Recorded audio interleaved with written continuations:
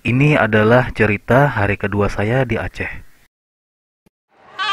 Hari kedua ini dimulai dengan berwisata kuliner, sirebeh atau daging rebus. Tidak hanya karena rasanya yang enak dengan bumbu-bumbu khas Aceh, tapi sajiannya juga unik. Selanjutnya kami salat zuhur di masjid ini. Tapi saya lupa namanya. Ada yang tahu nama masjid ini? Destinasi pertama yang kita kunjungi adalah situs rumah Cut Nyak Dien. Nah, dari sini kita bisa tahu sejarah perjuangan rakyat Aceh. Selain itu, kita bisa mengetahui filosofi dari arsitektur bangunan rumah tradisional Aceh. Tadi punya anak Panglima Nanta di Siradaja, punya anak bangsawan kawin dengan anak bangsawan Tekunek Meraksa. Jadi mereka ini kawin, punya Teku Nanta Blasian dan Teku Cut Mahmud. Kemudian Teku Nanta kawin lagi dengan putri bangsawan Lantage, punya 2 orang anak juga, Teku Raya dan Cut Nyak Dien. Jadi turunan bangsawan Aceh yang laki disebut Teku, yang perempuan Cut. Dari sini Teku Cut Mahmud dan Cut Mahani punya anak 4, salah satunya suami Cut Nyak Dien, Teku Umar. Tapi suami kedua. Sebelum menikah dengan Teku Umar, Cut Nyak Dien kan pertama dengan Teku Cik Ibrahim Lampung, orang Aceh juga. Bisa kalau Teku Umar Melabuh ya, Aceh Barat, sepupunya. Jadi dengan suami pertama beliau tidak sempat punya keturunan karena suami yang pertama duluan gugur dalam peperangan melawan penjajah Belanda. Lepas itu beliau menikah dengan sepupunya Teku Umar, punya anak Cik Gambang, dikawinkan lagi dengan Teku Mayat Ditiro, anak daripada Cik Ditiro, juga seorang pahlawan Aceh. iya. Jadi Cik Ditiro dengan Teku Umar dan Cut Nyak Dien adalah besanan, di besanan. Ya. Jadi Cik Gambang menikah dengan Teku Mayat Ditiro. Cik Gambang juga ditembak oleh pasukan Belanda. Suaminya dieksekusi mati oleh Belanda. Teku Umar ditembak di ujung Kelak Melabuh. Cut Nyak Dien ditawan oleh Belanda umur 56 tahun, diasingkan ke Jawa Barat. 4 tahun dalam pengasingan beliau meninggal di Sumedang.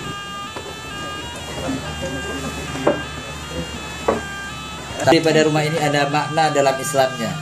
65 tiang semua nih, pilar-pilarnya ini ada 65. Itu dimaksudkan oleh Cut Nyak Dien sebagai rukun iman dan rukun Islam. Jadi pondasinya kuat, iman dan Islam. Yang di bawahnya tiang-tiang ini.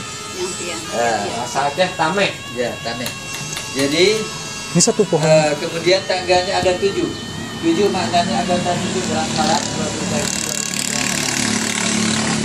Itu bermakna rumah ini bukan hanya tempat tinggal, tapi juga berfungsi sebagai tempat ibadah. Karena ada pahala bagi perempuan itikaf dalam rumah. Lagi di masjid. Mari kita masuk. Riga, tempat kekuasaan Teku Umar, disandra oleh Belanda pejuang-pejuang Aceh. Mereka ditugaskan kerja rodi oleh Belanda. Dalam bekerja mereka tetap diikat supaya tidak mudah lari. Jadi yang membawa semua dokumen ini dari Leiden di Belanda adalah Menteri Puan Hasan pada zaman Presiden Soeharto. Ini tulisan Menteri Puan Hasan. Ini tulisan Menteri Puan Hasan. Dia orang Aceh. Pada saat Presiden Soeharto beliau menjabat sebagai Menteri Pendidikan. Ini rumahnya yang dibakar oleh Belanda dan keluarganya yang ditawan oleh Belanda. Oleh Belanda, dikasih fasilitas mewah oleh Belanda supaya Teku Umar mau membantu Belanda. Perabotannya ini dikirim dari Jawa Tengah, ukiran Jepara bukan ukiran Aceh. Pada saat itu sudah sangat-sangat mewah ini.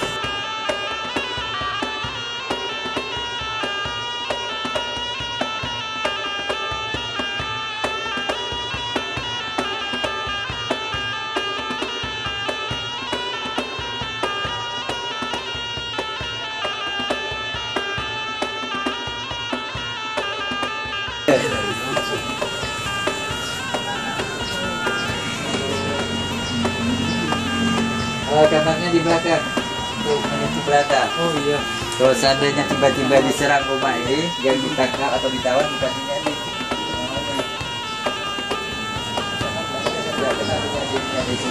Berperang dengan orang Aceh, orang Jawa.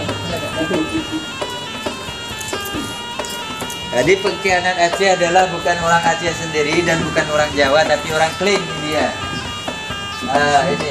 Ini yang jadi pengkhianat. Semua rahasia perang dia bocorkan kepada Belanda karena sebelum Belanda menjajah Aceh. Apa itu panglima-panglima Aceh yang sudah dibujuk oleh Belanda untuk membujuk Teku Umar supaya berdamai.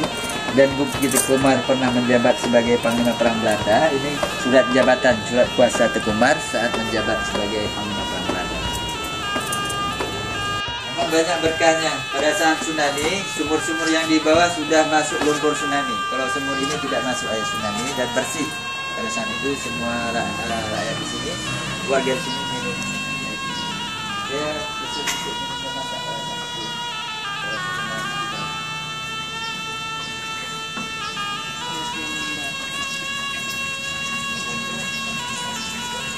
Doanya gadis saleh. Ya, mana saja dapat nantinya.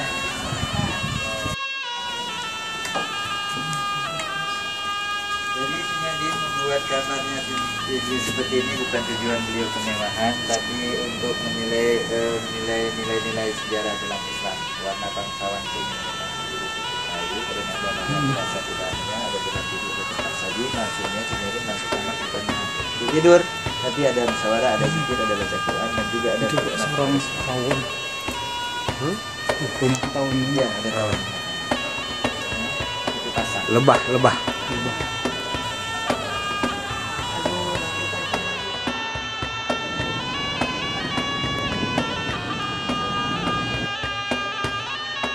Tujuan kami selanjutnya adalah Pantai Lampuok. Tapi kami diajak jalan dulu nih, ngelihat pemandangan yang indah dari sini. Mungkin di kawasan Lokna.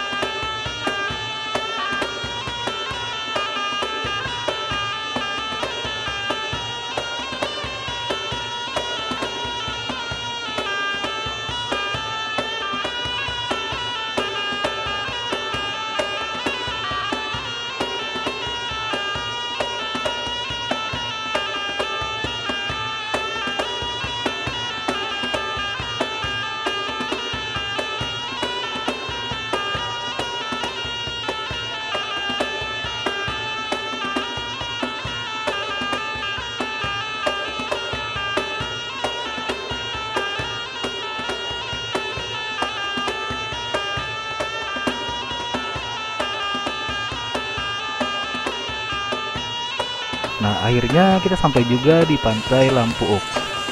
Pantainya ini beneran indah banget, nggak kalah sama di Bali atau di Lombok. Pasirnya putih, airnya biru bersih, jernih, dan juga bergradasi. Pokoknya kalau kalian ke Aceh, rekomendasi banget untuk mengunjungi pantai ini.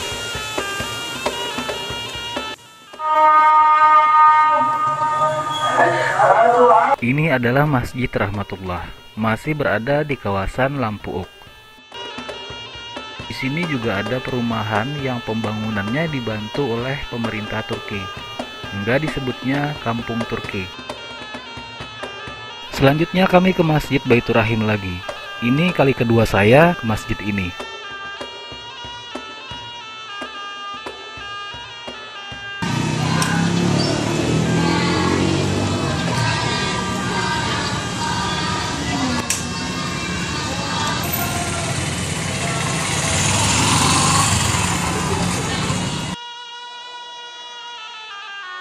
Selanjutnya kami menuju Museum PLTD Apung.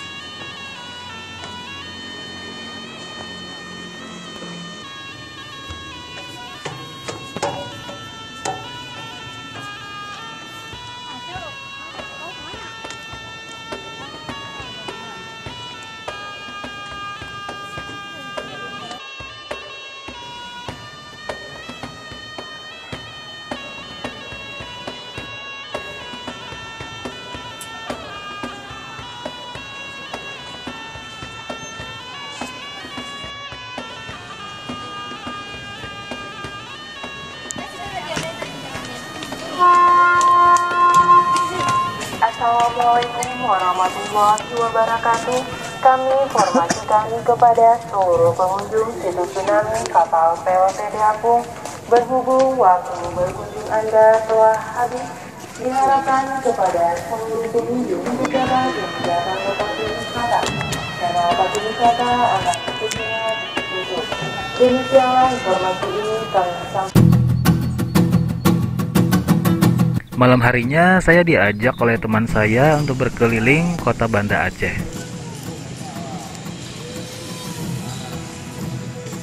Kali ini saya ingin ke Masjid Raya Baitur Rahman lagi. Masjid ini benar-benar membuat saya penasaran. Menurut saya, masjid ini adalah masjid terindah yang pernah saya lihat. Dan tentu saja nilai sejarah yang berada di balik pembangunan masjid ini.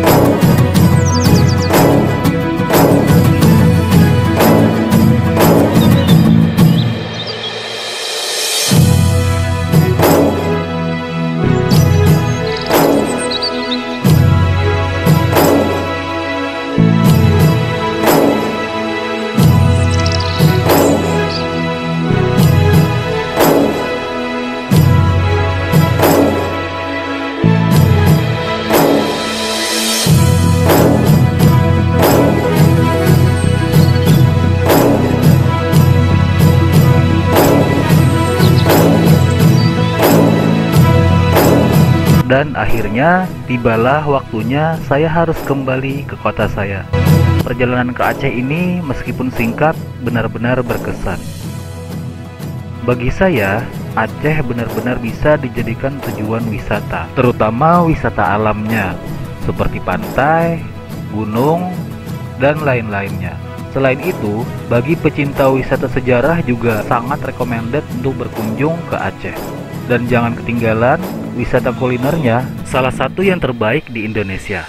Semoga suatu saat saya bisa ke Aceh lagi, karena tentunya sangat banyak destinasi yang belum saya kunjungi. Salam Explore Indonesia.